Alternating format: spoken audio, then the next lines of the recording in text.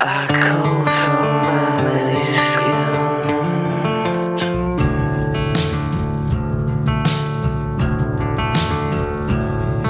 A new row of calico.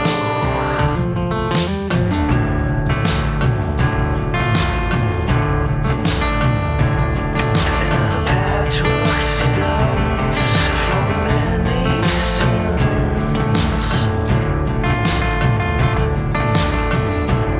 It's now bona fide and sacred again.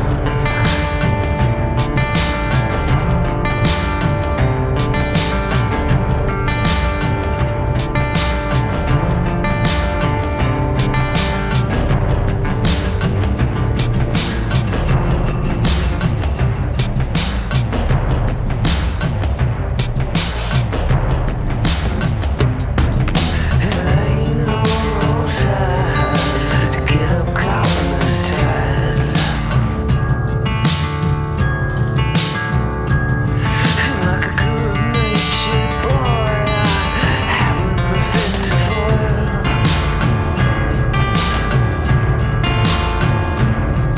And millions roll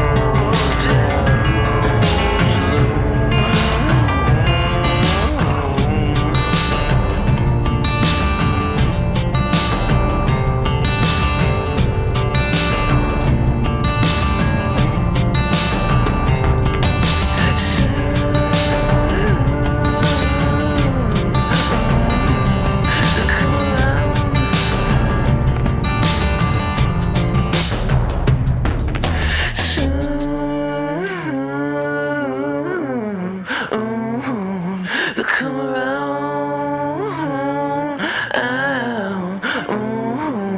They'll come around.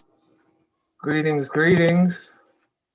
My name is Keats Ross. This is the PRAGMAGICK weekly liminal stream. Those of you in the comments, or I'm sorry, the live chat, please let me know if the volume is okay, if everything's coming through. And here I am. Hello, everyone. Tonight is pretty special. It's the third week in a row of doing the weekly liminal stream, and I've composed a few words to talk tonight's guest and tonight's topic.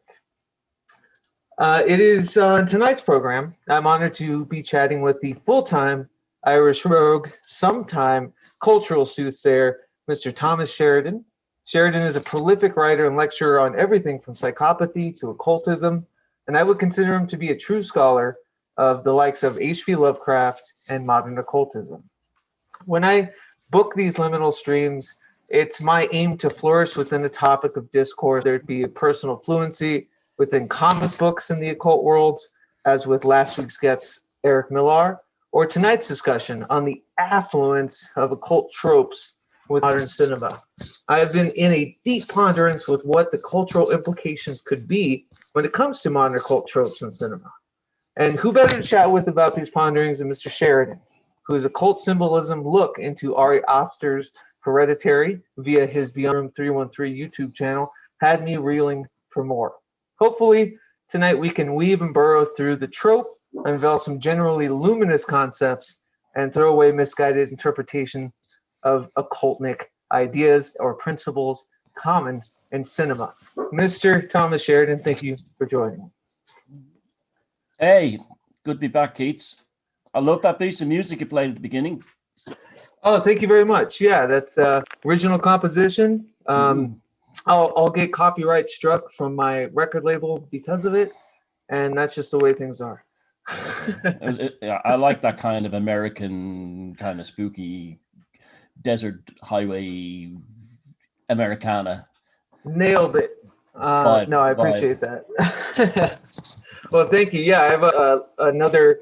So what I've been doing every liminal stream too is I'll showcase some more audiomancy that I've been doing, and I'll sequence it with a video about tonight's topic. So if you stay to the end, anyone who's listening in the chat, I've got another treat for you. But anyways, enough about me. Mr. Thomas Sheridan, how the hell have you been?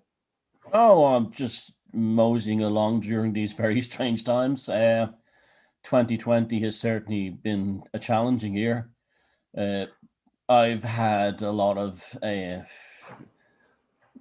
strange thoughts go through my head, and it's probably, I know in years to come I'll look back at this year probably been a very good creative furnace, but at the moment it doesn't feel, it's like we're in a toxic relationship with society basically, and it's just very strange. But apart from that, I'm fine. I'm keeping busy. I'm not I want to get more into. I'm working on more films and I'm putting more work into them, and they're taking longer. So there's that kind of thing is going on, and I'm revisiting a lot of the books that I read years ago that I haven't read since I was a kid. Like I'm currently working my way through Moonchild by Crowley. It's probably Oh, 25, right. 30 years since I read that, and it's like a treat. It's a really fun novel, and I've forgotten all that. So unlike other books that I read when I was younger, so that's sort of like a kind of doing a scholarship life review in a way, Right. but Yeah. that kind of thing. But yeah, it's I think that's it definitely, this is definitely a year of shadow, and you know we know that good art comes out of struggle and turmoil and I darkness. was going to say, usually adversity breeds passion, and I'm a fond believer in that. Though Yeah. it's not without to say, there's just been so much turmoil, both above and below, considering the state of the world. And it's funny too, and we talked about this a little bit before the stream. When I watched your Beyond Room 313 video about Hereditary, which really sparked why I wanted to talk to you tonight. You had mentioned you had some correlation with the Hindu idea of Kali Yuga. Yeah. And the film came out in 2018. I think your review was a year later. But it Yeah. seems like 2020, if any, this is the beginning of the Kali Yuga. The beginning of the end, I think, of the Kali Yuga. Well, we're in the Kali Yuga now, Right. but The yeah, downslope, hopefully. yeah, it's interesting talking to Brahmins and stuff like that in the East, and it's their approach to things is because Hinduism is essentially paganism. There's no fixity of canon or doctrine. That as new information comes in, you can actually alter dates. They're not hard and fast. And now they're all telling me that it's 2024, 2025 is when the cycle and the completion of the Kali Yuga comes to its end. And then, we're out of it. And yeah, everything that's it's happening right now. Everything that's, takes place in that's described at the end of each yuga is happening right now. People don't know themselves. There's a great sense of loss in people to the point where people don't know. I'm not getting into this is not a political statement, but like when you have people, you have this thing with the people not knowing their genders or having 75 genders and all this kind of stuff. This is all part of the great bewilderment at the end. It's not, I'm not putting down things like that, but I'm just saying that's what's happening, and it's the fixity of natural purposes become extremely fluid, and we hear that term a lot, fluid. We hear that a lot nowadays. There's also other things like in the Babe's prophecy, the Macca's prophecy in the Celtic paganism, that they talk about the time very similar to right now, like a summer without a summer without a harvest, a Right. family without a purpose, the same kind of ideas expressed, but not like the Christian way, not like, it's the end of the world, we all go to heaven. It's not It's just, Revelation. Yeah. yeah, well, when you think about it, you think about like when a relationship comes to end, it's usually pretty awful at the very end, but it has to be that awful to clear it out and begin again, or in a job that you hate or something like that. And why wouldn't our consciousness and reality not be the same? It would be. I know from personal experience, this year has kind of dismantled my idea of my absolutism as a human being, and even like the path that I had woven in front of me completely obliterated.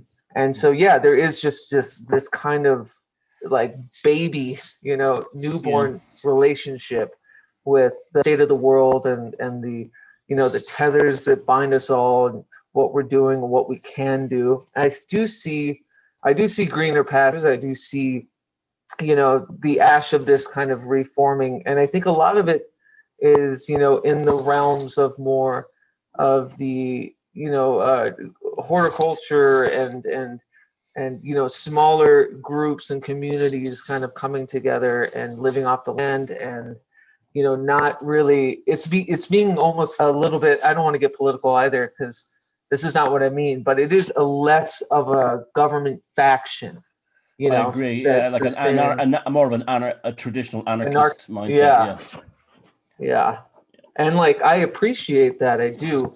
It's hard for everybody though to kind of pull those tethers away. And it's funny bringing up, modern, I say occult cinema, but there's a few that really kind of charge archetypes of sincere occult practice.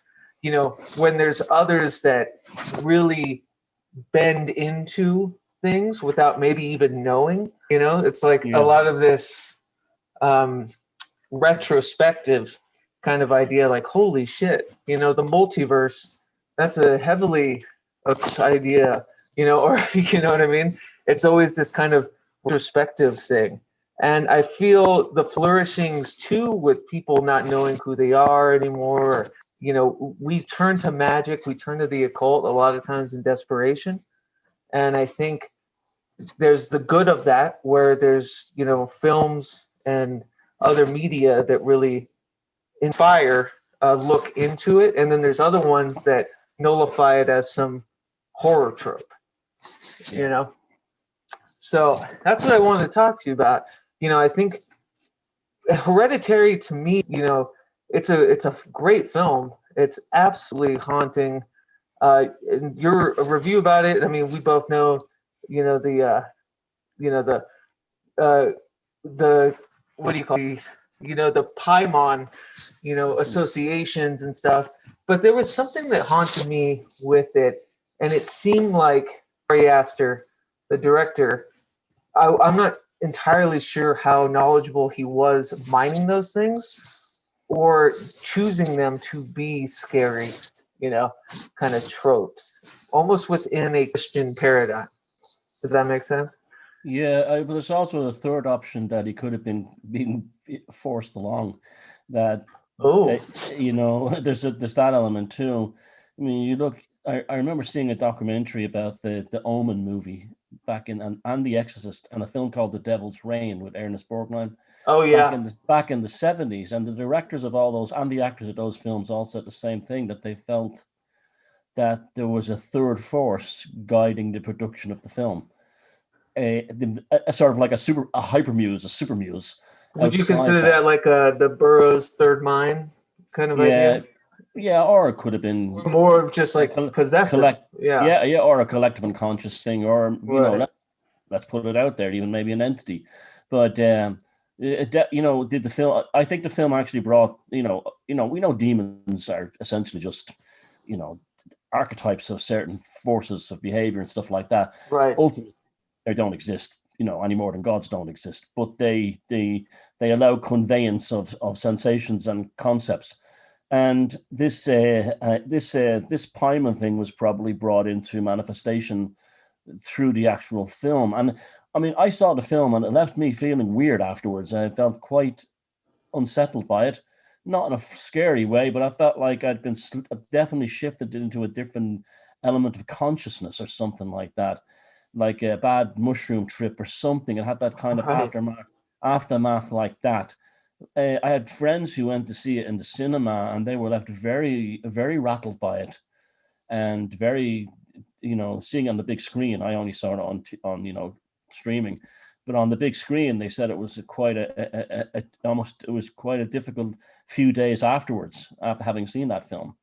And so there was definitely that film took us into places that probably hadn't been the consciousness probably hadn't been taken into since The Exorcist, which was 73. And that Right. film, I mean, I've seen videos of people's who saw that movie coming outside and saying to the people in the queuing up to go in, "Don't go watch the film. It's just don't watch it. It'll upset you." really badly. And it wasn't in an evangelical Christian way. They were genuinely trying to say to people, no, if you don't go in there, it's not easy to watch this film. And it's so I think since then, Hereditary was the only one I know that actually had that effect on people. And you don't get that effect if you don't have, a certain charge or force inherent in it. And I think the whole atmosphere of the film, I mean, even if it wasn't about, the possession of a demon inside a boy's body, the way that film is made is very Hitchcockian type scenes where you have the model of the house that she builds dioramas. Foreshadowing. Yeah, and then you have the house has long shots, so the rooms in the house look like in the real house look like the models, and and you're looking like a diorama with figures and miniatures in it, and it's like, it would remind me of Rear Window or something, Hitchcock's Rear Window in that sense. But even if it had nothing to do with spooky, occult, I think that alone would have rattled people. I guess, yes, that's kind of what I mean. Like, the utilization, like, do you think, well, because the common cinema goer won't know Paimon, know the Lesser Key or the Goetia or whatever. You know what I mean? It wouldn't, but there's something empirically haunting that he did use, organic occultism within it, even if it was, it was like chaos magic. It was like the way people use Lovecraftian entities in chaos, as prime movers.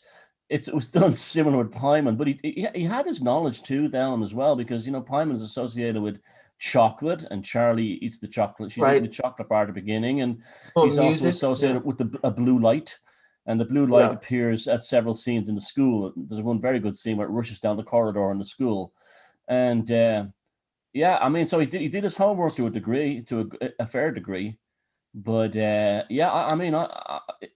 but at the same time too, it was just like if he became a prime mover for something else, like on top of that, another layer on top of that, and that layer was the actual ritual that the film itself conjured. And to me, that's what makes it such a great film, because it wasn't harking on this overwrought knowledge of the Goetia. It utilized it for people that have a passing, ancillary, kind of idea of it. It added another layer. That's what made it like truly haunting. Now, there's scenes in the film which you can tell that he did study ceremonial magic. Paimon encased in a triangle on the ground, which is used, to bind, the demon. Like there's little things that really pull through. I think why it perseveres wasn't that, hey, it's a creepy occult movie. It was that it was everything else, and it had the occult tropes in it. And he changed the seal of Paimon. It's not, he removed one of the elements from it. I was going to say, I noticed that. So that was an interesting thing. I'd like to know why he did that. I think maybe he just didn't want to tempt fate or do something. I mean, apparently the young guy who appeared in that film had to go to therapy afterwards. Oh, I'm sure. He had some of the most troubling scenes just as an actor. I would, couldn't imagine, like, I mean, to me, chaos magic is method acting too. So if you like actual method acting, it would be pretty detrimental utilizing stuff. It makes so much sense that Ari Aster, changed the sigil enough just in case, just in case he wasn't actually, inadvertently invoking something he didn't stand. Yeah, it's the same reason why in ceremonial magic, and also in things like acting as well, going right back to the Greek mystery religions, plays you're a character on the stage, you're not yourself, right? And so that's to distinctly remove you from being named in the process. You'll be the magus, or you'll be the scribe, the querent. You won't be yourself. You won't be Keats Ross in that process, because it's dangerous. It's dangerous. The creation of an avatar And I think the actor who played Peter in Hereditary, I think his avatar and his real self at some point collided during the production of that film. You know, it reminds me too, and people have come out against it, but say, you know, Heath Ledger's fall, and a lot of people love the folklore idea that he couldn't shake, you know, the miasma of like being the Joker because he locked himself in a room and kept a diary, and you know, Christian Bale and other people have come out and said, you know, he's an actor, you can shake it off. But I think there's truth to both. I mean, I think if you're an actor, especially that gifted of one, in any case, like you carry these archetypes of these characters with you at all times, or you know, they were always there, and it's a sort of exorcism, right? Exactly, and you have to be wary of it. I remember years ago reading a Michael Caine, his biography, and he came to fame in the 60s in a movie called Alfie, where he basically played this womanizing dirtbag. And he said in the book was very interesting that he had to actually stop himself from consciously becoming Alfie in real life. Because when he got fame, he had all these women throwing themselves at him and everything like that. And he said he actually had to physically and emotionally and psychologically prevent himself from being Alfie because he had been possessed by the character afterwards. There's something organic too. I think to me, it might be a bit more. I mean, you would know more about this than I would, but of a sociopathy, to have the ability to turn that shit off and on. You know? Yeah, well, that's Like, that's the thing with the acting school, isn't it? You know, that's what they learn. That's not you on the stage. You're playing right. somebody. You're channeling something else. And I think you know this is one of the things with the occult. And this is one of the things. Like I don't have a lot of issues with Anton LaVey and the Church of the Church of Set and so on, and those people, and the Temple of Set and the rest of them. Mhm. But they were themselves in their working. They were too to themselves or something like that, even though they wore silly costumes and stuff. And even though the Satanic Bible is an amazing book and everything, but they, they Anton They LaVey, played the character. Yeah. yeah, exactly, yeah. And I wonder has there been repercussions from that? You know, and speaking, I think, you know, penultimate, or not penultimate, not second to last, but pretty much the last word on everyone's lips when it comes to modern occult cinema is Kenneth Anger.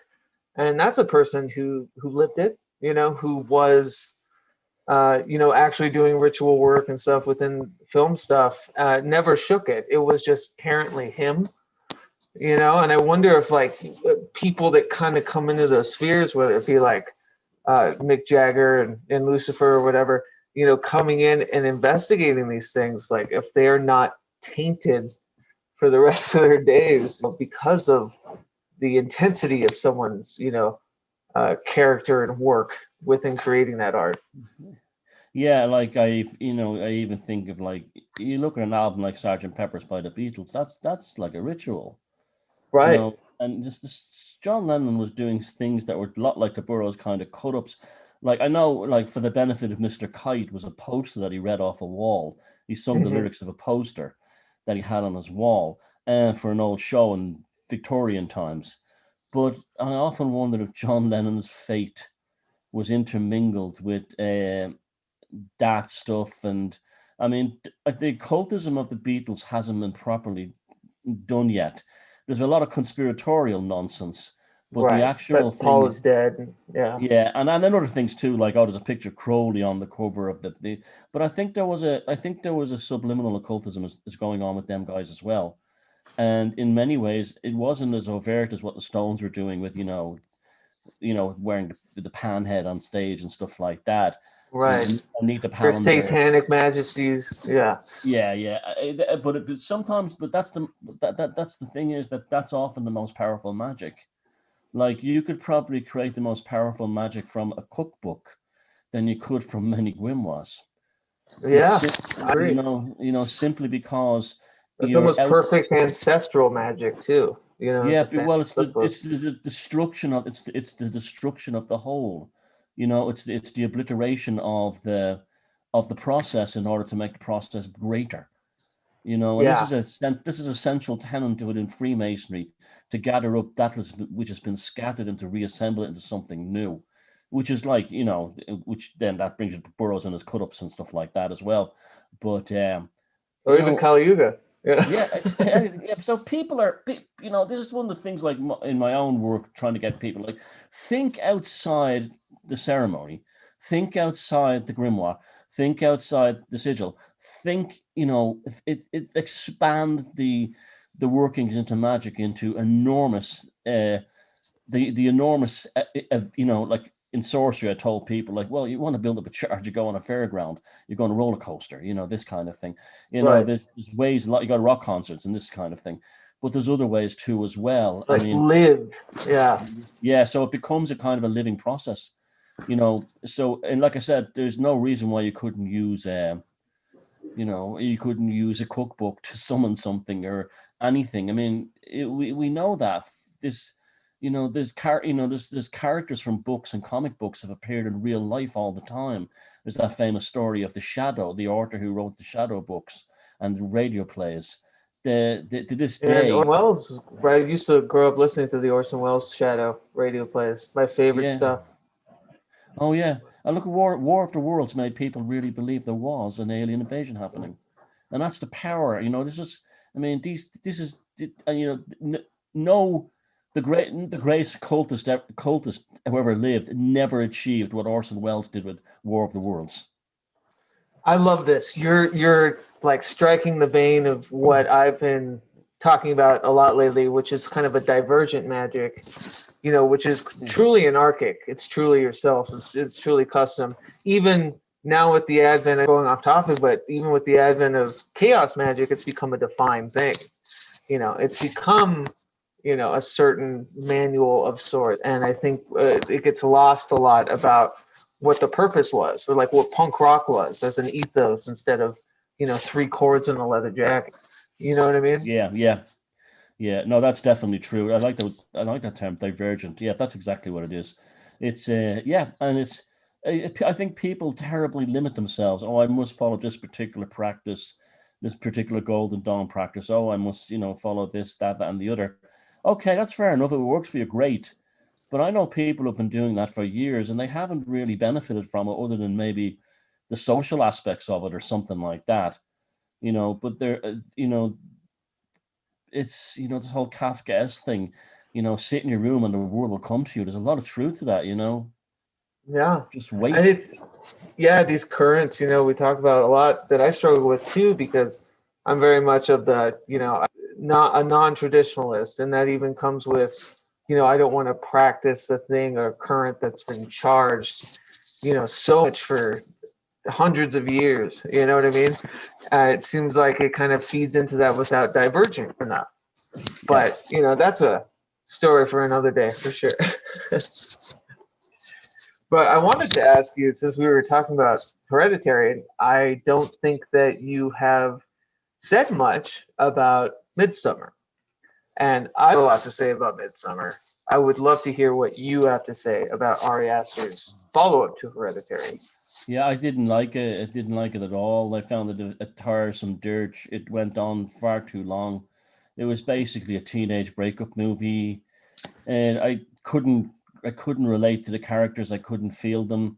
I didn't. You know, it could have been great, but it was like it, the whole thing of it was very pedestrian. Oh, you know, Nordic pagans, they into human sacrifice and all this and killing themselves and stuff like that. But yeah, And you know, it was like, oh, hold on a second. There's no there in any of the eddas or any of the text. There's nothing about any of this stuff. That's purely a thing that Christians imposed later upon us, saying they were brutal religions and stuff like that. We don't, you know, you know, sacrifice didn't literally mean sacrificing, killing people. It meant giving something up, and right. you know, it could be money. And so I found that a little bit. I mean, bordering on prejudice, I have to say. You know, Think yes, that's exactly where. Yeah. if that was about any other religion, people would be saying, "Oh, that was a bit harsh. That was a bit harsh." Well, and so this is played into kind of my temperament with Hereditary in the long form, or like the retrospective idea, great movie, but there's something simmering about, oh, was he just using the occult as a horror trope, whereas like Midsummer, he's using paganism as a horror trope, and Yeah. it falls flat. It didn't feel good. I will say some of the best and almost true to style depictions of a mushroom trip on film. Like, Yeah, yeah. I will give it that, but And that young woman played a self-absorbed, neurotic girlfriend perfectly. no, and it was a hard. I mean, I thought it started off strong. He's so good, opening the floodgates with like the trauma of the beginning of that film, and like such an inventive way, if not Yeah, like completely absurd, of how her sister, killed herself and her parents with the carbon monoxide poisoning and like duct taping the, yeah, the but vents to their face. that should have been. I would have resolved that at the end, that maybe she was the killer. Right. Something like that. There was no payoff in the end. In the end, was nothing. It did seem, and I think, that's kind of what haunts me still. It did seem like the utilization of, divergent religions or theology or, spiritual Yeah, practices as horror tropes, yeah, as, the scary other that yeah. everyone talks about. And you'd have other things like Buddhism being portrayed as sort of like the Zen mastery of like peace and love and vegetarianism. But there are Buddhists in Asia who are like murderers and killers and have like gangs that, they're like as bad as any Abrahamic religion in terms of it. These Buddhist murder gangs, and they're practicing Buddhists. And Mhm. so. But you'd never see that portrayed in Hollywood. You'd never see that portrayed ever. It's just the whole thing that paganism, and particularly European, Northern, Germanic, Celtic, whatever you want, they seem to be easy targets. They Oh, seem yeah. to be easy targets. Now, have you, just to kind of move on, have you watched any other cinema, maybe not so wholeheartedly occultnik, but any film that has come out recently that really kind of shivered you about, of deeper occult principles? And when I say occult, I think I should define it. I mean, like, yeah, a divergent, a spiritual subset, of bettering the self, of bettering, Yeah. your connection to the ethereal, that sort of thing. No, I haven't. Right. I haven't. I've seen older films that I did discover that in it, but I didn't. No, I haven't seen any recent ones. No. What were some of the older films? Uh, the Stephen King's The Mist. Oh, yeah. I watched that because it reminded me of 2020, but there's an awful lot of spiritual truths in that film. The Mrs. Carmody, the born again Christian loony person, was actually right all along. She actually saved them and led those people into redemption because they didn't leave the supermarket, where the other guy brought the mail. That was a very powerful thing. That was quite a spiritual climax. At the end, there's a horrific end to that film, absolutely appalling end. Oh, It's very man, that upsetting. talk about one that haunts me still. Yeah, that sacrifice, Very, or I guess very the upsetting. unnecessary And sacrifice. and then the mist clears, Right. and it clears, and being familiar with my geography of New England, it had cleared from the north. So, but as at the moment he was like exterminating those people in the back in his car, the ones in the supermarket had already been freed. And I found that was like, that's one of those multi-layered films. You can see many things into it. In fact, I want to do a review for 313 on that film, but that's, it would have been very easy to say, oh, Mrs. Carmody, the born again Christian lady, was just evil and she got them all destroyed. But she was the only one who was not lying to them. She saved them. She did save them by staying Right. there and waiting for God's to. And in her mind, it would have been a God. God ended the mist, but it didn't matter. Whatever justification was, she was right. I And mean, that that one could was be, yeah, I was going to say that could be translated too about, the old idea of shamanism being, people that were more mentally, you know, Yeah. stable, Schizophrenics. right? And here in this modern culture, we're quick to chastise folks that are just odd, when they could be Yeah. soothing exactly what, is Yeah, needed to be said. that like the whole thing of the psychotic drowns in the water, the mystic swims in that kind of vibe, the whole Nietzsche kind of thing. But yeah, another one was Mulholland Drive. I actually did a review of that. I was so happy you're going to bring this up. Yes. Yeah. Yeah. Again, I'm not a huge fan of David Lynch, to be honest with you. No, not because of anything against him. I've not invested I'm not invested my cognition into his work in the same way I'd say with Hitchcock or someone like that. But yeah, that film, I thought, a lot of people didn't like it. They thought it was a silly film about a guilt complex, but it was deeper than that. And there was also a strong sex magic element to that as well. Yeah. There's this impossibly beautiful brunette. But it was almost like self-sex magic, because to me the two main characters were, I'm gonna use the word again, but like divergent selves. Like one was the lineage of her getting what she wanted, when she moved to the small town, becoming a cinema harlot or whatever, and the other one was the struggling actress paying hitmen to get rid of her old self, to become or to take the place of the new one, and that one haunts me still. There's a lot of good cinema, like a lot of good cinematic language stuff in it, with the blue lights and the it's silencio. very well made, very well made. And even when they show the different streets like Mulholland, and at the beginning, the street signs, they're almost like just stepping into different elements of initiation in different parts of the quadrant, into different parts of the thresholds. And I found that really clever use of cinema as well, using the streets of Hollywood, And like literally too, and I saw this breakdown once of, if you look at the Google Maps of like where everything is kind of situated, it makes like perfect sense as to the apartment that she's going to would be the old Hollywood, but it's not there anymore. So you're already it's subversive in you thinking there's a linear thing, when a little bit of homework will tell you like all the hints were there. Well, I'm very fascinated by Hollywood occult. Me too. Yeah. But there's not a lot of info out there, and it's unfortunate. You have Kenneth Anger, and you have, right. Jack Parsons was there, and this kind of thing, and all that. You have like the speculation of Black Dahlia and like what that was. And just the whole concept of the alchemical nature of that part of the world, oil, sunshine, turning shit into gold. Yeah. Exactly, and people, and then the Indian, surrounded by these mountains with all this ancient Indian hieroglyphs on it and every petroglyphs on it.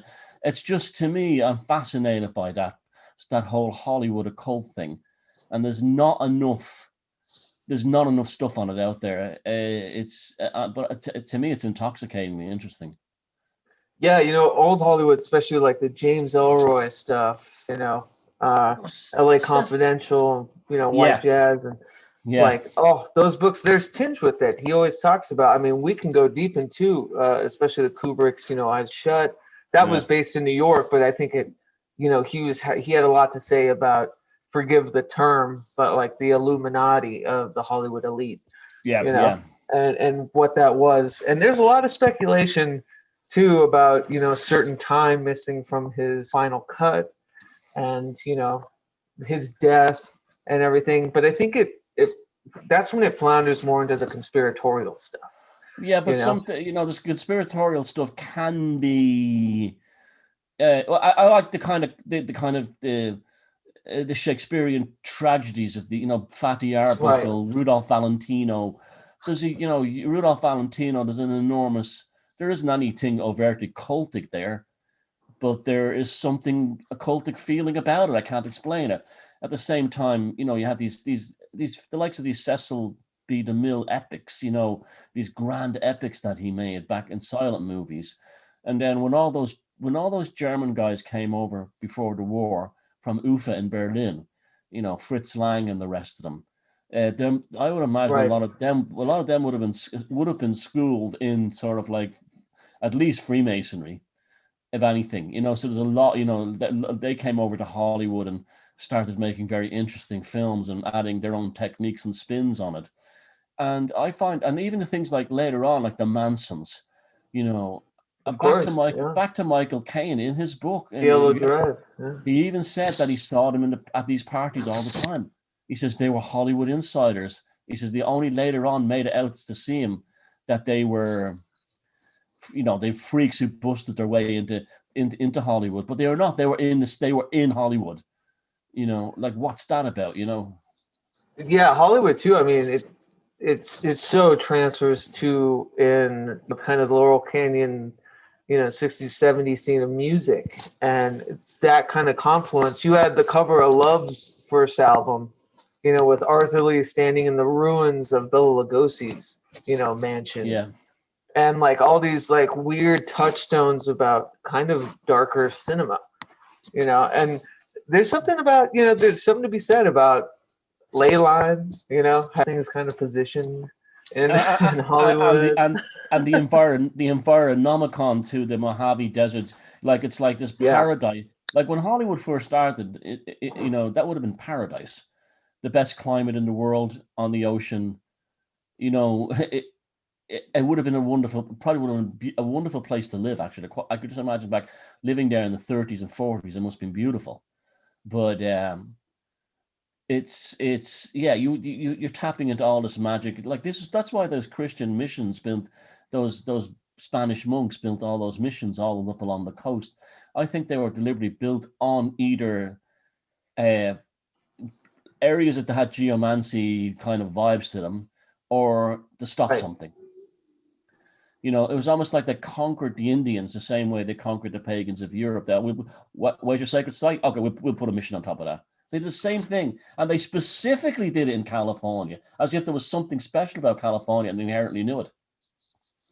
Yeah, absolutely. And I always harken back to just the kind of, like you were saying, this alchemical, you know, process of, you know, turning shit off the street into, Yeah, you know, cinematic gold. And, you know, going back to like the James Ellroy thing when in LA Confidential, like, I don't know if you've seen the film, it's one of the, I love it, like one of the best oh adaptations ever. yeah, it's Uh, fantastic. Curtis Hanson, yeah, such a good movie. But he tinges on James Ellroy too in the book, tinges on the factory of turning these women in and out, you know, Yeah, plastic surgery, this, you know, whore of Babylon kind of idea that one of them's gonna, you know, make it, and yeah, one of them's the alchemical gold that's gonna, you know, turn our studio into the next Paramount or whatever. yeah. And she's totally sacrificable, even no matter how powerful she is. Like she becomes Marilyn Monroe or something like that. Right. Yeah, the fate still isn't sound. Yeah, it's, Yeah, you know.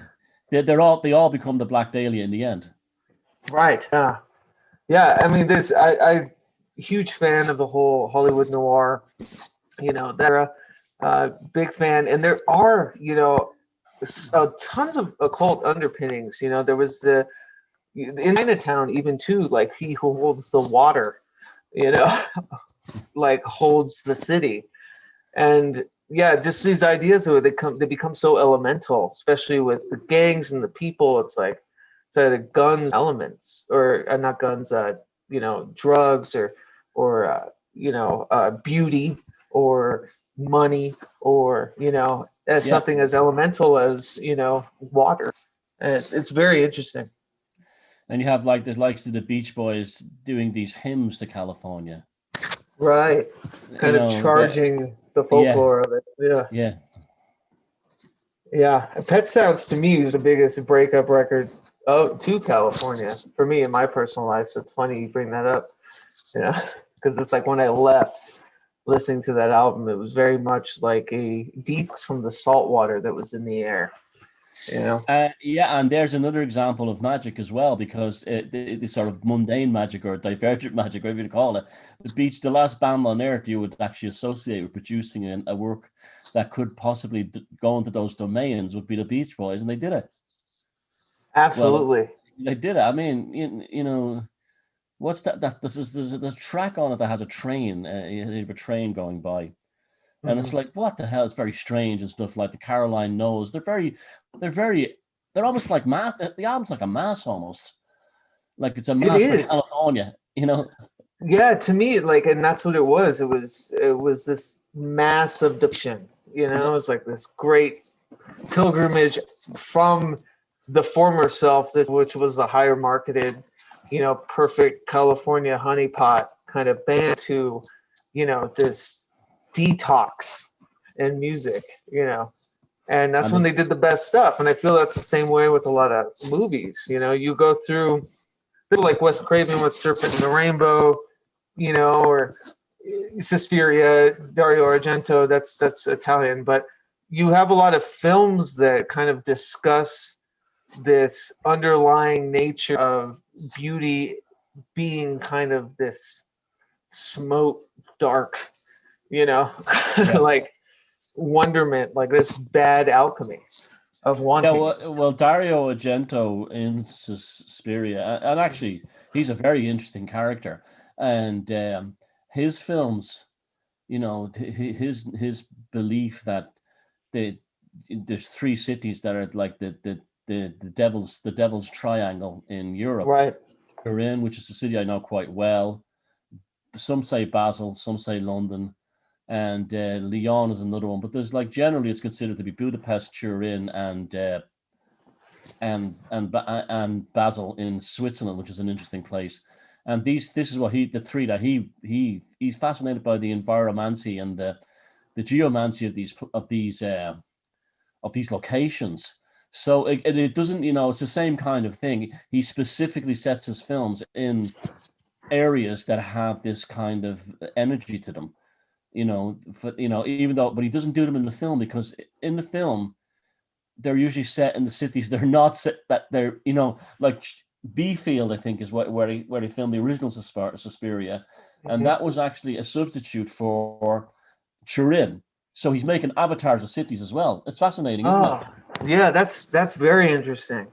And I mean, that could be said for a lot of Hollywood too, but the whole screen culture too, you know, very much just avatars of lifelike places to play in and ruin, you know, to blow up, you know, to exist in. Have you seen Dark Song? No, have I? A Dark Song, yeah, it's basically like the Abramelin. A dark song. Dark Song, yeah. A dark song. Yeah, okay. Oh, absolutely. I did a review of that as well. That's an Irish film. It's set in Wales, Yes, though. Yeah. Forget what his name is, Liam Gavin or something. Yeah, I know. In fact, I had a weird synchronicity. A friend of mine in New Orleans, who I've known from, excuse me, that I knew from my music days in New York, just out of the blue contacted me and he said, "Do you know this Liam Whelan guy?" And I said, "Who?"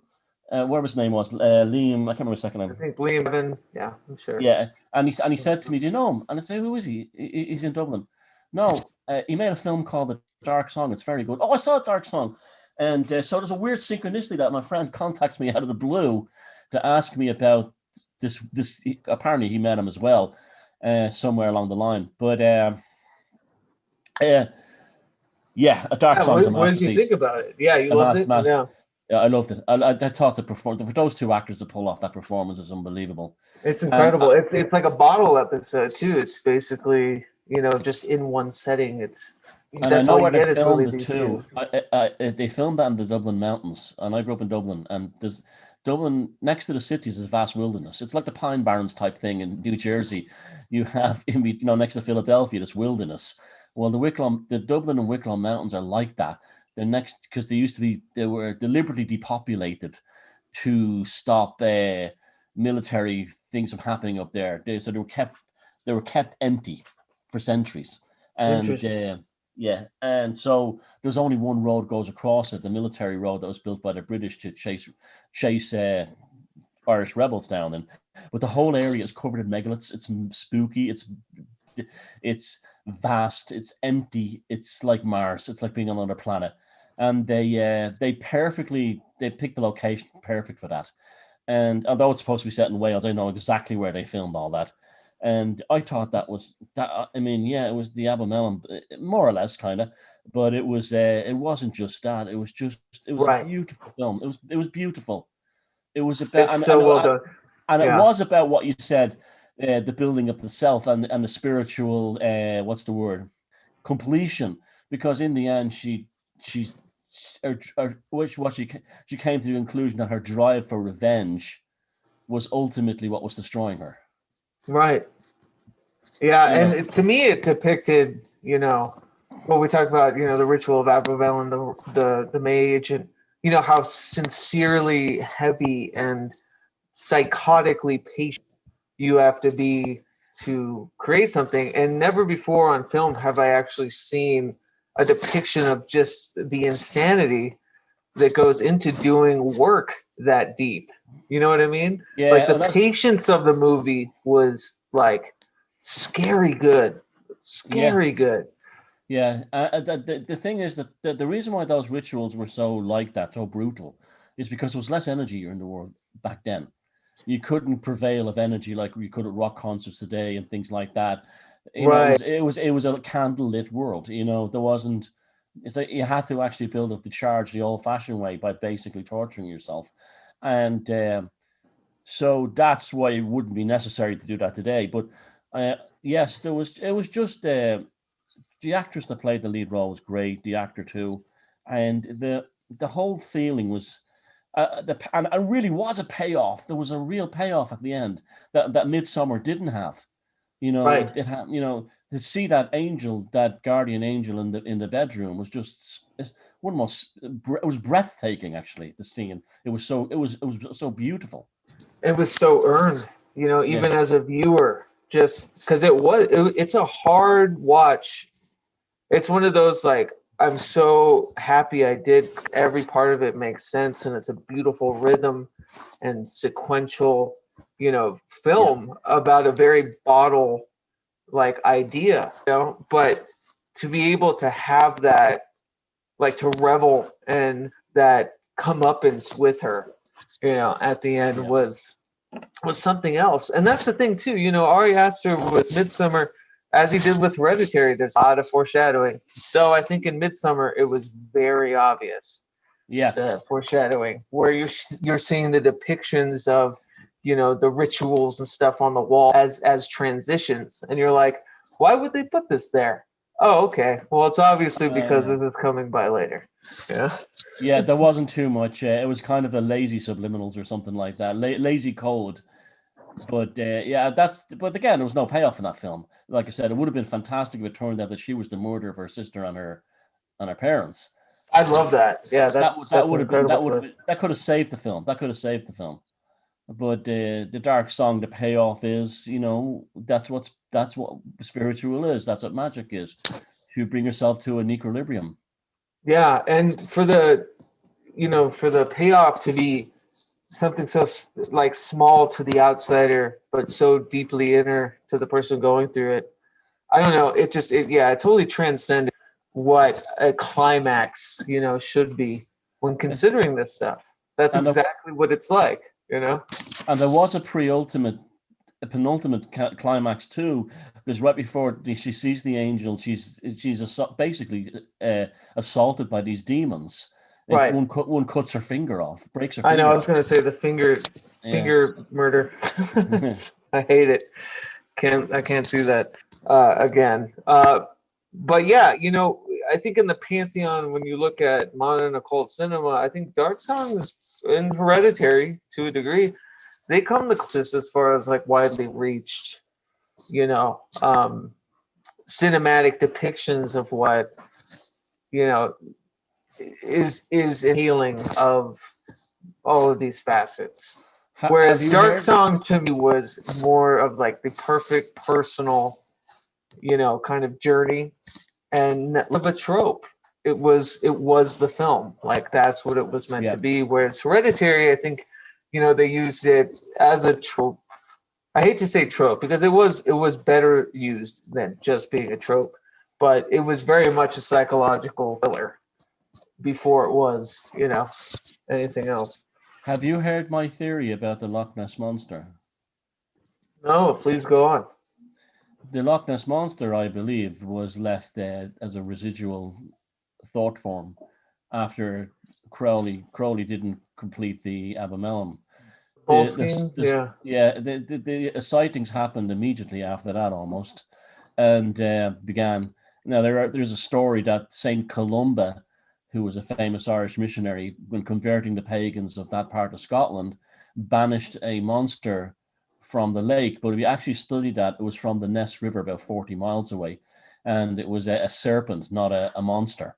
And so there's literally nothing. There's no mention of a monster in that lake until Crowley departed for Paris or wherever you went to.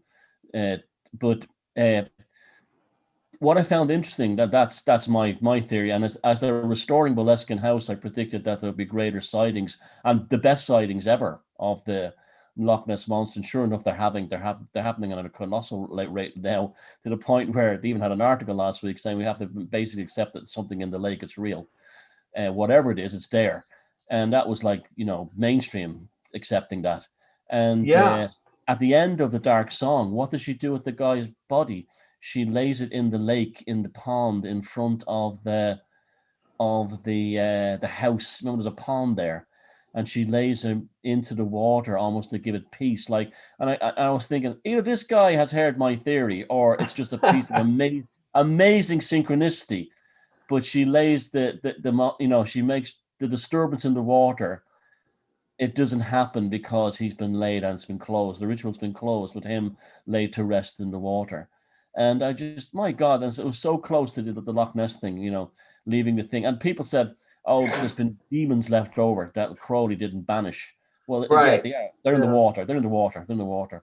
And so I love that. So I think that's always been my opinion of the Loch Ness Monster. That's why you can't get killer photographs of it. It's not actually there. It's a disturbance in the water. It's like negative energy. It's like negative space. It's trying to fill itself with the water. And you might see those things if it went to, it could appear in the trees by a rustling of leaves. You might find a form, but the easiest thing for us to manifest, to visually see the disturbance left over by Crowley is in the water, because it's the most flexible. The mountain's not going to move, the house is not going to move, but the water will. The water will move, and that's almost. I'd put money on it that that's what that is. I really enjoy that theory. I mean, it kind of reminds me. Wasn't there some like resonance after the original Wicker Man, like in that town? I heard stories like that. Yeah. And in fact, speaking of Hollywood occult, when Hollywood moves into certain towns to make films and then moves out, people say the place is never the same afterwards. Right, ravishes it. Yeah. Yeah, and the town loses its heart, or like Hollywood stole its soul and left. Like they're making a period film or something like that. Did you ever see a film called Picnic at Hanging Rock by Peter Weir? No, I love Peter Weir, but no, I haven't. It was the one first of those few that I've been meaning to. Yeah, I saw that when I was a kid, and it left a very profound effect on me, mainly because the story portrayed in the film didn't actually happen. It was about a group of English schoolgirls, Australian schoolgirls, who were visiting a sacred Aboriginal site, and they all vanished off the face of the earth. And the implication is that they passed through a portal. Now, I grew up believing, or they some kind of Aboriginal magic affected them. Now, I grew up believing that story was true. Apparently, it's not.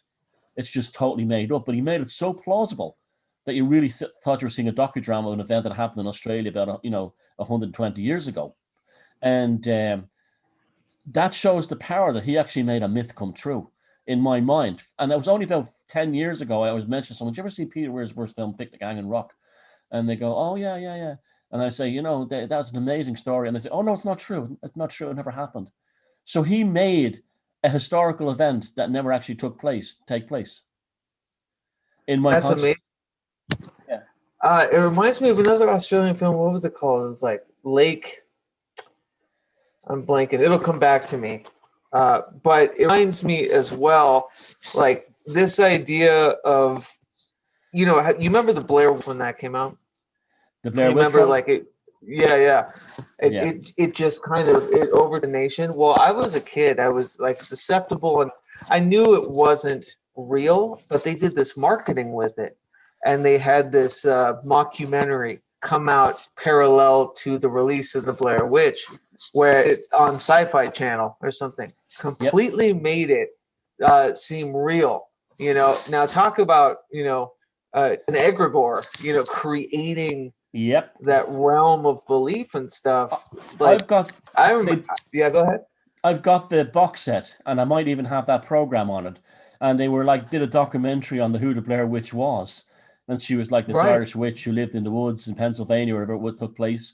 And it really they you know and it was the first found footage film I ever saw. So that even added to it as well. And you see nothing in it. It's all in your mind. It's all in your mind. I know, I love it, and like just, you know, everyone's still haunted by the visuals of just like the hands on the tent or the people in the corner, Yeah. you know, and it there's nothing spectacularly, you know, overtly scary, but that to me was the most, you know, it's the Hitchcock thing. It's the Yeah. shit you don't see. Speaking of found footage, have you seen a film called The Borderlands? I remember Borderlands, yeah. It was released in America as Final Prayer, I think. But I did a review for 313 on that as well, and that is a fantastic found footage film. That's also in the kind of like leaves you a bit feeling weird, like Hereditary. There was another one like the Poughkeepsie tapes. That was more of like a serial killer leaving around tapes. No, I But didn't see that one. yeah, there was a huge like, you know, flourish of the found footage. But yeah, like you were saying, I don't think I'd ever seen a found footage film that, you know, wasn't explicitly a documentary. So automatically, you know, the Yeah. thought form of watching found footage in a cinema is I'm being privy to real life. Like this actually happened. Now add that on top, you know, you have the sci-fi, and I say mockumentary, that doesn't do it justice, because when I say mockumentary, it reminds me of Christopher Guest or, Yeah. you know, Spinal like Tap, yeah. comedic. Yeah. Comedic films, but it's not. It was done so well, and I think there was even part of it. And it did everything to world build. Like that to me, that's like the best. That's the best involvement a person can have with cinema, is to be completely enveloped in it. Yeah. And you know, it's even gone into like the marketing side, if done well, you know, could be another cast Well, ritual it is a for it. You ritual. know, Oh, it is a ritual. Yeah. It was like that yeah, opening scene when when I was a kid in school. Alien came out, and the opening thing where in space no one can hear you scream. And I can remember that. Oh, like I went to see some. I don't know. I think it was like some stupid film that was when I was a kid, and then Alien was going to be in the cinema coming up soon, and the name of the film appearing in space, no noise, no nothing, a low level resonance hum, and you right. know in space no one can hear you scream like I remember the space. poster. Yeah. Oh, it was fantastic. You know, I was about, I don't know, 14, 15. It was just a fantastic experience, you know, to sit in the cinema and, you know, to have that. You know, I've had spiritual experiences in the cinema. You know, definitely I have. You know, especially when I was first saw the movies. I remember like one movie I saw when I was very young was The Great Escape with Steve McQueen, and I Hmm. remember what really struck me in that film as a very young kid was the the searchlights moving at night through the prisoner of war camp. And it was the full on thing of like the nocturne, you know, the darkness and the blazing light within it. Maybe it was even a Luciferian element that crept into my own consciousness, you know. But I remember having a very deep effect on me. Right. Yeah. I mean, that's haunting. Yeah. It sticks. I mean, yeah. You know, obviously I use that term loosely. I use it all the time, but that's the beat of, you know, I've always said that film to me, as someone that creates in a lot of different artistic mediums, to me is the ultimate Yeah. medium. you have everything involved, from writing, sound, music, film, video, whatever. Like it encapsulates all. To me, every film is almost an egregore. Yeah, Yeah. and that spiraled us out. I did a series of I know this is not in the brief of this discussion, but just to show you, I did a last year, I think it was, with Greg Moffat on Legalized Freedom. We did a thing on folk horror, and also on the hauntology. Sorry, on hauntology. And Right. I love hauntology. yeah, Yeah. you and your listeners would like those talks. Well, we did it mostly from a kind of a British Irish perspective. We didn't bring Erida, right? it didn't bring too much Hollywood stuff into it, a little bit, but it's great to see this subject be gaining such prominence now. Hauntology, folk horror, and this occultic way of looking at the cinema. I think this is this is a huge untapped resource that only with sort of the emergence of hauntology and even things like analog synthesizers and that kind of thing, that Exactly.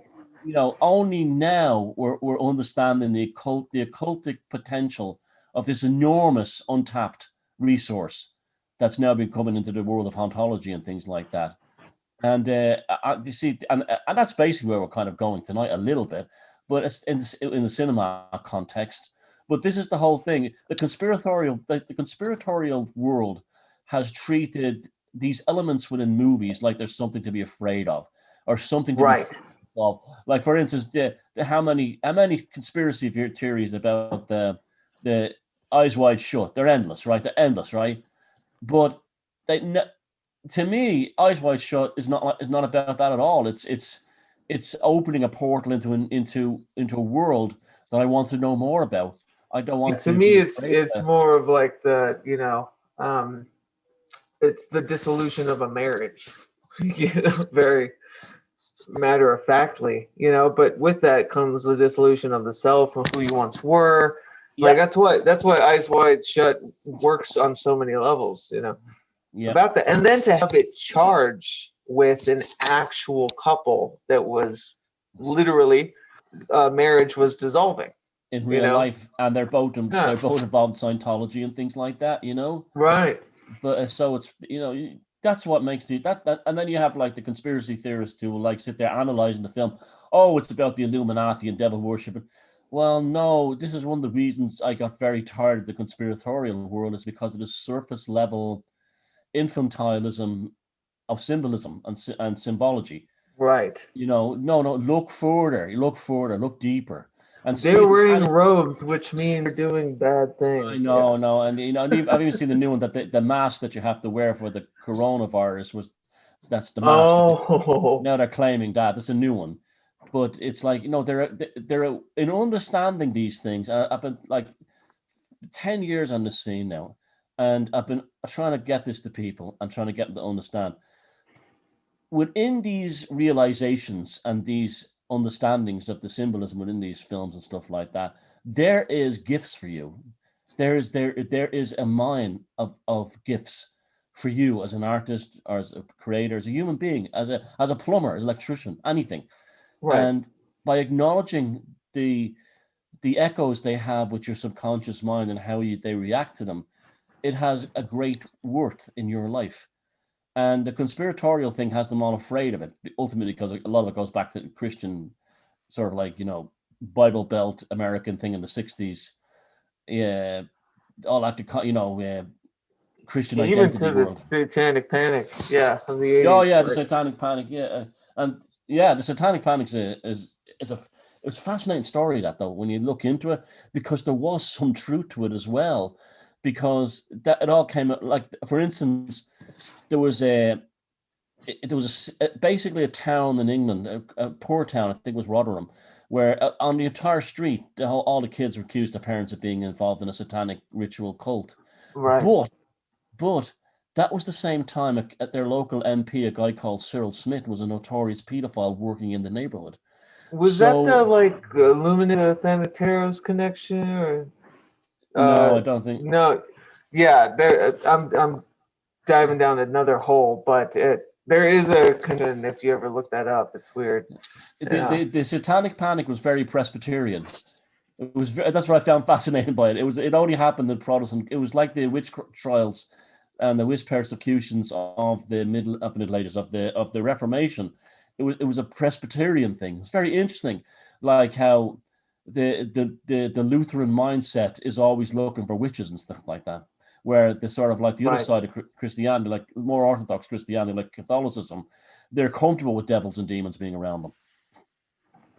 So, and like with that, do you think that to me then it seems like there's the push for occult tropes, as kind of horror tropes is the Presbyterian thing, like you were discussing. Yeah, I think so. I think, yeah. I mean, it's like in Catholicism, and I'm not saying one is better than the other or anything like that. I'm just saying it's just a fact that, like there's the Latin Mass, and when if you were a Catholic up until 1967, when Vatican II came in, you were basically hearing a mass that would echo very similar to what would have been in the pagan temples of ancient Rome, in the Temple of Jupiter. This is what you would have heard, a 3,000-year-old language from a pagan past. And this was the whole thing with the Protestant Reformation, was to say, like, okay, that's really, it's not really Christianity, it's paganism. And they moved Christianity more towards Judaism and things like Lutheranism and stuff like that. Now, in that, the best and the most terrifying folk tales seem to come from Presbyterian cultures, the Grimm's brothers, Germany and stuff like that. And the best ones too, and these folk tales were almost compensating these are, when you read those Brothers Grimm tales, they're much darker than what we know them to be. They're shocking, actually. They're brutal. They're ferocious, yeah. And so that was the Presbyterian correction, where all the demons and gargoyles of Catholicism were suddenly brought into that world. Now, if you look at Hollywood and you look at the whole thing of a horror film, what's that? We live in a modern age. We have these miracles of science and engineering and stuff like that. I can sit in a cinema and I can eat a bar of chocolate and watch a projector put a thing there. But there's also a vulnerability to it as well. You're affixed, you're held, you're looking at that screen like it's a mass. It's an altar. Submission. Yeah, and the horror tropes are the acknowledgement of the darker manifestations of the psyche that you wouldn't have in modern life. Oh, we don't have demons. We don't believe in demons in the modern world. We don't believe in devils. We don't believe in entities. But the archetypes that they represent within the material world are still present. So we've moved them from grimoires and from the Lesser Key of Solomon's and from the gargoyles surrounding our churches, and made them into Freddy Krueger, made them into Jason from Friday the 13th, made them into the Blair Witch. And have you noticed that the less ethereal, the less material, and the more miasmic the horror when a movie is, the more powerful it is. Oh, of course, yeah, like the banal kind of human. Yeah, like horror. That's always the worst. There's nothing in the Blair Witch Project. There's nothing. It's a film about nothing, right? But look at it, and the power, the endurance of that, the psychic endurance of that film is incredible, and it's a film about nothing. It really is, yeah. It's almost like all build up, no climax. I mean, there is a slight climax. The entire film, though, is just them strengthening, the folklore of it. Yeah. To have, very kind of menial, but that's what I was saying. The best, the greatest things are the ones, the fears that are off screen. It's like I said, that Hitchcockian thing. Jaws, I put in that category as well. The Jaws. There's actually, the more I look at Jaws now, the more I see a very Lovecraftian kind of message. That shark is really, a monster swimming from the subconscious into the world of this island. and it's very Lovecraftian and more. It's less of a shark now and more of a demon to me at this point. But that was another film as well. It was like, the terrors of the water, what we can't see. Well, you could even look at Jaws in the same scope as, say, Michael Myers in the original Halloween, right? This kind of blank-eyed killing machine, no rhyme or reason. They give a little backstory. There's that famous TV edit where they make him, the sister, or I'm sorry, the brother of Laurie Strode, but that's never truly like canon until the second movie. But it's this senseless boogeyman. Like, he's a shark. He's a literal shark, and that's the scariest. That's the scariest part. Yeah. And again, the use of the music, and again, it's another thing too. Soundtracks, the use of music. The best, John Carpenter using the analog synthesizers in all his films, in a lot of his films, and then you have Dario Argento. Who was it? Camel did the music for that. There's like really frenetic. Suspiria as this really frenetic kind of like jazz rock soundtrack.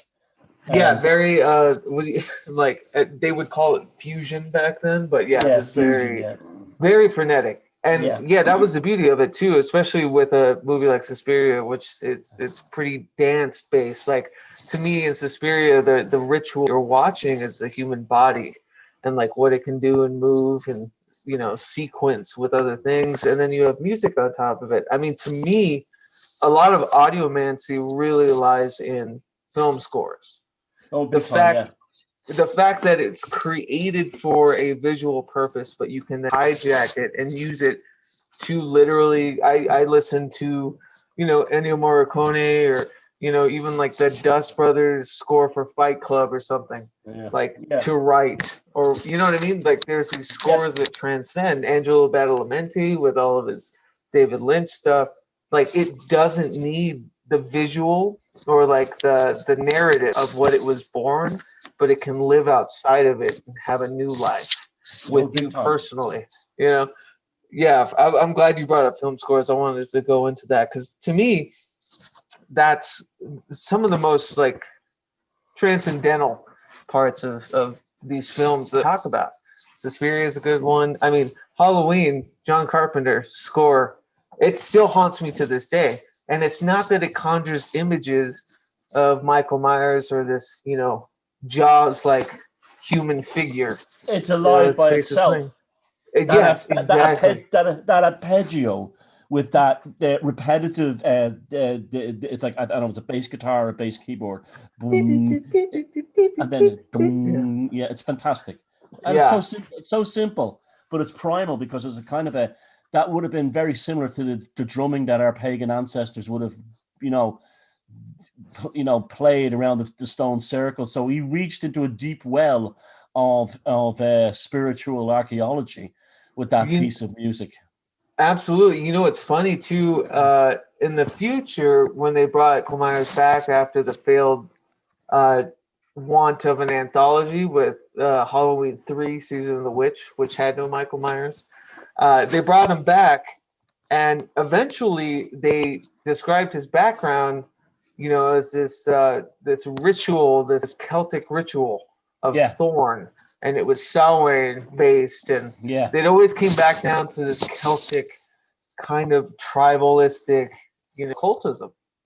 Yeah, well, the thing was Halloween 3, Season of the Witch, which I reviewed as well. It's nothing like the other two films. Oh, nothing. Yeah, but it's still great. I think it's great. Yeah, it's a great, and it's got great. I love the transhumanist elements, the robots, and this crazy this toy maker who moves onto robots and stuff like that. Nothing haunted me more than the crickets coming out of the eyeballs of the kids when I was a kid. Watch that. Oh, the snakes. The snakes, yeah. Oh. Yeah, and there's a great that was a very Shamrock, like it was Shamrock. 6 more days to Halloween. And the scene where it shows the kids in different American cities walking at sunset to their slaughter, and you have that, then the Halloween theme comes in again, that ding ding. Oh, it's fantastic, and you just see the silhouettes of the kids against American cities dressed as trick or treat. And like the archetypes of, the second idea, like you have the witch, the skeleton, the pumpkin. Those are the masks they used. Yeah, Season of the Witch isn't talked enough. I think it's getting a little bit of a resurgence of like, the scar of it not being a Michael Myers movie. It's like is non-existent now. It's it's better than the Michael Myers movies that came after it. Yeah. So yeah, but there's a lot of occultic stuff in there, especially like I said with the Celtic stuff. I think it started obviously in Halloween and Samhain, but the Shamrock Company.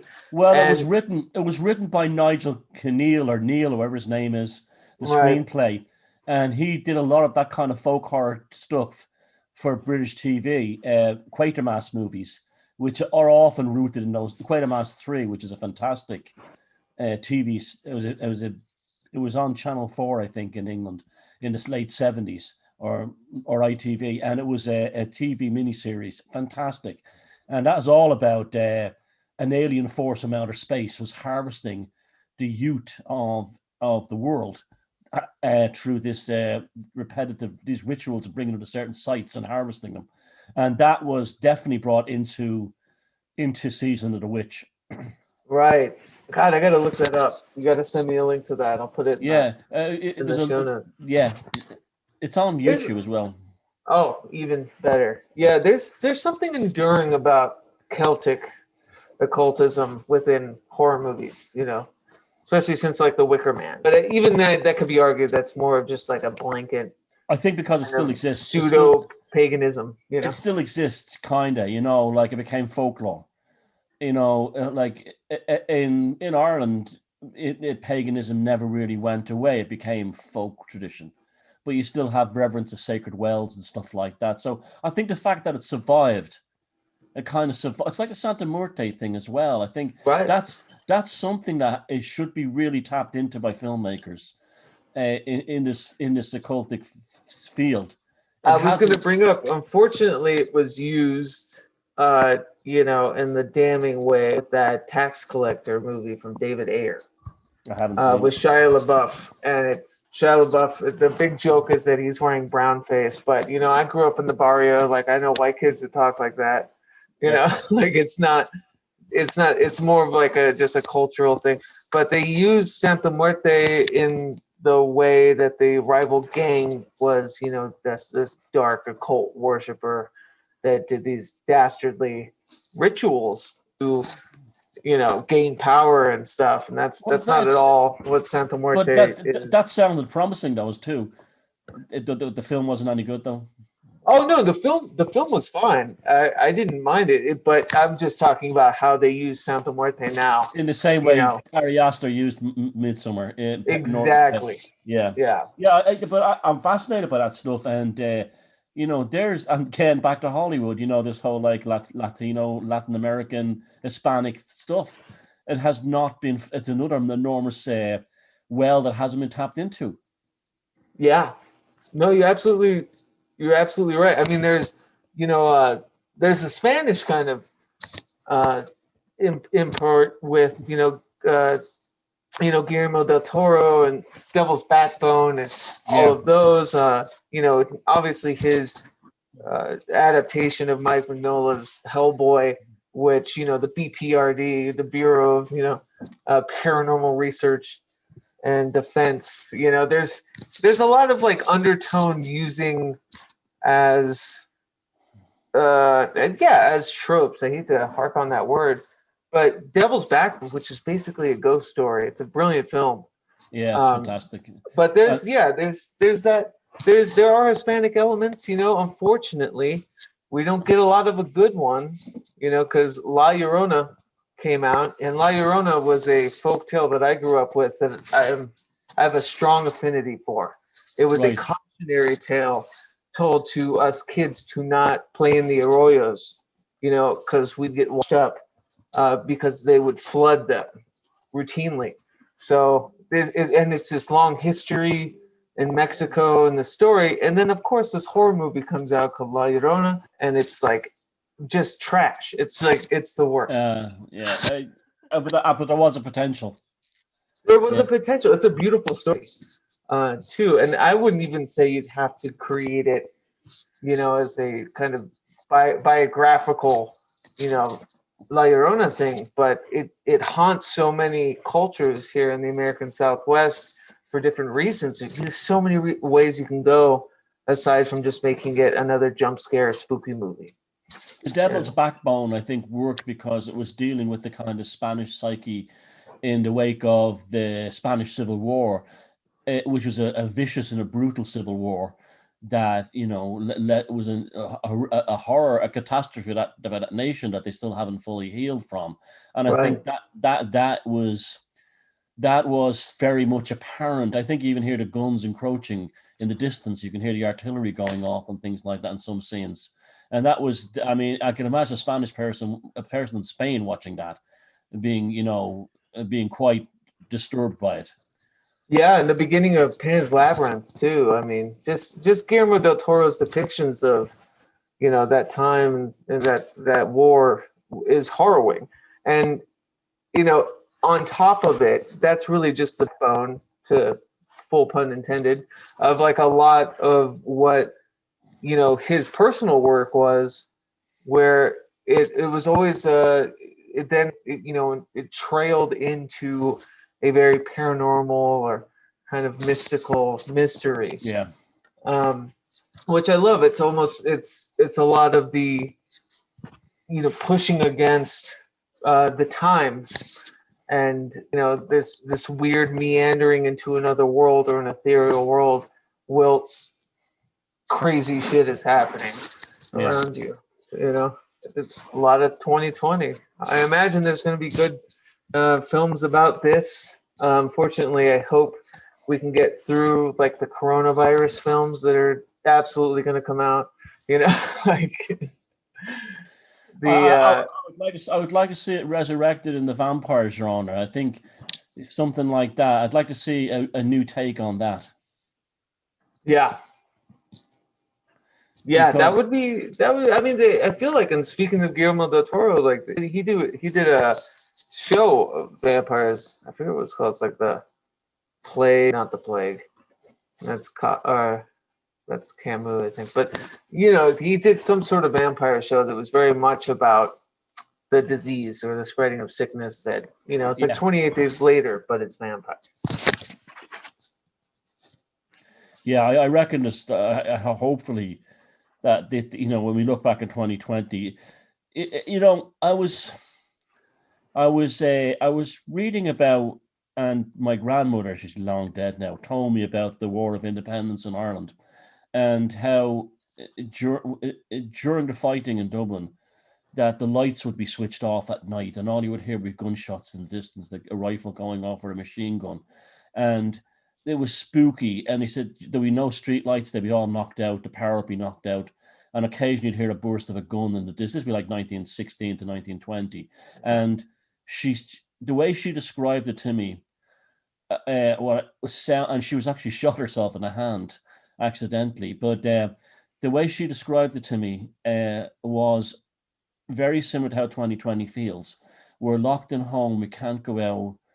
There's a darkness and a silence. I feel that right now. There's a palpable silence. It's almost crushing at the moment. People aren't opening and communicating like we normally do. It's almost something very primal has come into us, and that's often, you know, again, it's a good you know, a good place for development of stories and myths and legends. But we're seeing a kind of a horror trope, use your term, in real time with the whole corona thing. People have come to almost venerate, like it is like a chaos god at this point. There's all kinds of rituals, hand bathing, washing, mass, sacred vestments, all this kind of thing to go with it. And there is an opportunity, you know, we're seeing people. I mean, I saw one guy last week, I'm not kidding you, Keats. He was absolutely terrified. He was absolutely terrified. Like as if the coronavirus was an actual predator, like the shark in Jaws or Michael Myers, waiting to come to get him, and literally terrified to leave his home. I have a friend an English friend here who cleans windows, and he was telling me that the old people hand them the money after they paid for he cleaned their windows. They hand it through a letterbox in a plastic bag. It's made people terrified, and we've been reminded of how dark we are as a species. It's funny too, like, and to kind of, I guess, to circle back and close it up with the whole adversity breeds passion thing. There is flourishing I foresee, and there are spurts of it happening insular, introverted, kind of with whoever, we're entombed with or working against, this unifying bond of the outside web that kind of binds us all, that is like going through turmoil and government not knowing what to do about it, and mainstream media afraid of it, and what do we do about it? What precautions do we take? And then that's after you leave the house. But here we are in our houses, and we're reflecting back to ourselves and remembering that God slaps you in the face when you're making plans or whatever, and that everything that we thought we'd be, where we'd be, who we'd be, is kind of out the window right now. We have to build up and kind of it's that alchemy. And without being too melodramatic, I do feel that evil is on the march. Whatever evil is, whatever an evil force is, I feel it very strong at the moment. There's if it's, you want to reduce it down to something like just the darkness of the human psyche, if you want to bring it into something like an allegorical or even a literal belief in some kind of demon army in the background or something. But I feel like that there's something simmering in the background. I can't explain what it is, and I'm not trying to be negative or anything like that, but it doesn't have humanity's best interest at heart. That's how I feel. Yeah, I think everyone's the leaders we have, the people that we listen to, the people that guide us and run things, and create avenues for us, that are before us, or gatekeepers. Like, they're all humans too, and everyone is just floundering, under what this is. So it's a constant mirror back and forth of an unknown or the other. Well, to bring the movie back into it, the color out of space. I mean, that's what the coronavirus is. The color out of space. The corona is the great light. Movie. And that movie with Nicolas Cage, that kind of foreshadowed what we're going through now. The destruction of the family, the destruction of and once again, prove again. I know I've been saying this till I'm blue in the face, that Lovecraft was a real occultist. Whether he wanted to admit it or not, he was. And he was a chaos magician. Absolutely he was. But in the color out of space, what we're seeing in that movie and that sort of story is what we're going through right now.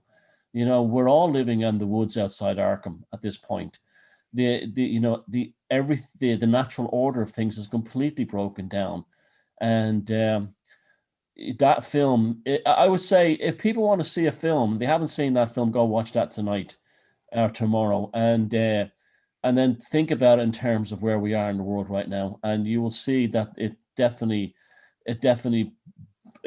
brushed on the side of prophecy.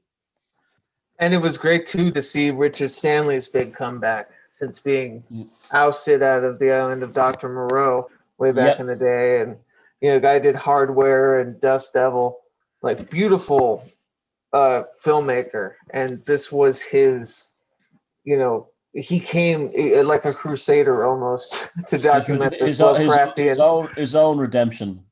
Yeah, exactly. Yeah, and that film, that was a challenging film to make. Because I can't even imagine. Yeah. I know CGI makes things easier, but it's still difficult. It's still difficult. I spoke to the woman who was the occult advisor on that.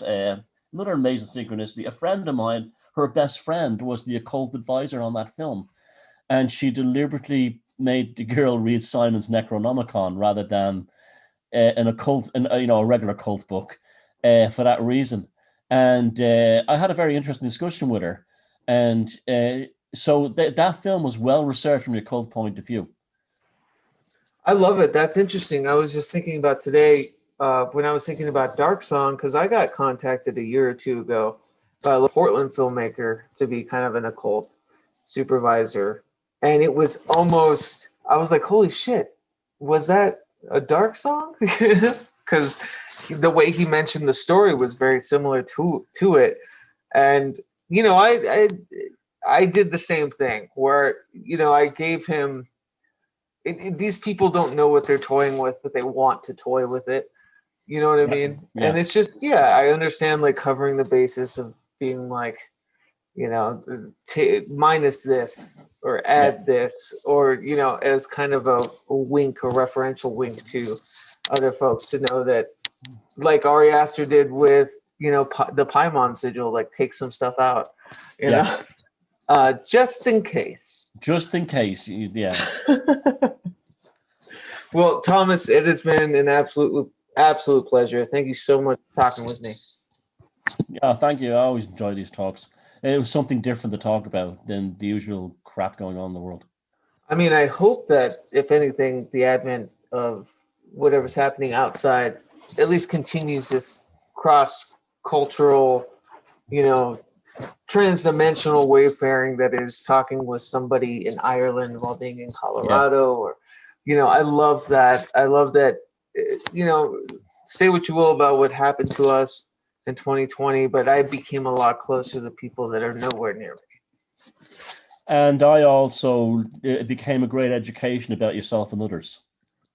Right. You learn your limitations and your possibilities, and also the same with other people around you. So I found that, I mean, I've met a lot of very nice new people as well that through this also, but I've also had people that disappointed me because they became hysterical and there was no need for it. You know, so it's little things like that. Yeah, I'm sure, you know, too, just with the hysterics of going through this, I'm sure I've disappointed a couple of people, you know, during this time with my own bouts of, you know, mental health or just surviving. I think it's kind of part and parcel to whatever's happening. I think after this, I hope people look at, there's a lot less deification, there's a lot less pedestal, and there's more, you know, just kind of unity and just a fractured relationship we have with humanity. Yeah, and this would be a good time. People also, if they haven't seen the films that we talk about, well, you're getting a great opportunity to sit down, actually sit them, and I you know, have a notebook with you, engage with the film with a notebook. Yes. Because you will, even if you've no plans to do anything with it, you find that you can enjoy the film on a different level just by taking notes down and then looking at them later and thinking on. And I thought this is a good time for you. You know, when this is over, go out there and these films we've spoken about tonight. Go and watch them, and then formulate your own. How do they sit in your consciousness? How do they make you feel? I hope that I get a good rendering of all of the stuff we mentioned in the show notes in the next couple of days. We went over so much, and there's so much brilliant stuff in there. I want to thank everyone in the chat: Michelle Embry, Amanda Pomander, Navier, you know, the Robin Eagle Song, who, you know, I know we're both big fans of the Grannies. Yeah. Thomas, she was in here. John Aside. Thank you guys all so much for popping in, saying hi, Niche. And, you know, to close it out, Thomas, is there anything that you want to guide people to coming up in the future? I'm going to, well, I've got a film I'm working on at the moment about the Odin and the relationships with the Christian archetype of Jesus Christ, which I'm putting has become a kind of revelation to me, quote unquote. I went around to England before the Rona thing locked us down, looking at old Anglo-Saxon crosses, and discovered, hold on a second, why they covered in pagan symbolism. So that'll be a new thing that'll be coming out, you know. And it'll be a bit of a new theory, not a brand new theory, but my own take on it. And also, I'm in the process of writing a documentary on Jack Parsons. Oh, I love it. Will be coming out next year, and hopefully when all this nonsense is down, and I get out to LA and do some filming there and stuff like that. So that's I'm currently writing both of them. The Odin one, the Odin Jesus one should be out next few weeks. I keep saying it'll be out next week, but then I find new things to add to it. So I'm not. I want to just beef it up. It'll be similar to Lever Providence, my documentary about Right. Lovecraft's occultism, and then the Jack Parsons one in the new year. And yeah, so that's Which basically it. YouTube channel would They'll be- those they- premiere? These will be all on Beyond 313. It's a great channel. Yeah, that's my kind of like produced, my posh channel. You know, where there's not vlogs. It's the actual the product is in there. Well, it's absolutely apropos that you're working on Jack Parsons, and we just talked about our love for the occult. Yeah, and I want California. Yeah, and also space travel. There's not enough stuff about that. The cosmic, the mysticism of space travel has not been properly done justice to, I don't think. And you look at the Russians and the Soviets and the Americans had basically the same technology at the time. I believe that the Americans got to the moon because they actually had an occultic foundation through the Freemasons, both by Parsons initially, but also he set that charge in motion that meant they got to the moon first. They got to the moon, but the Russians didn't. I can't wait to hear more about that. You're always very revealing about different avenues with this stuff. That's why I had to have you on talking, everything under the sun. We said cinema and occult. We went back to it, but I'm always going to really appreciate the meanderings that me and you both walked down. So thank you so much. Okay, thank you very much, Keats, and best of luck with this new series. Thank you. It's a great idea. I appreciate that. Yeah, it keeps me constant, and consistent. But I'm going to I'm going to premiere a song. Those of you still watching, at the end, I've made it kind of a routine thing every liminal stream to premiere a new demo or snippet of audio mans that I'm working on and sequence it with something fun.